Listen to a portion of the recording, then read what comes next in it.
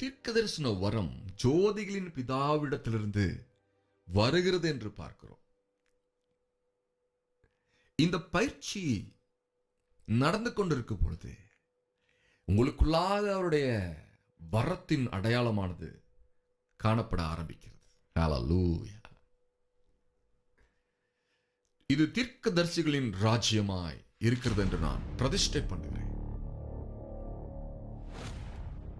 கர்த்தருடைய ஊழியக்காரர்கள் உண்டு. வெவ்வேறு வேலைகளை அவர்கள் செய்து வருகிறார்கள். அதே போல ஒரு வேலை, ஆனால் மகிமையும் வல்லமையும் நிறைந்த ஒரு வேலையாய் தேவன் நமக்கு கொடுத்திருக்கிற வேலையானது இருக்கிறது. ஹல்லேலூயா. இயேசு கிறிஸ்துவானவர் சொன்ன ஒரு வார்த்தையை நாம் கவனிப்போமா?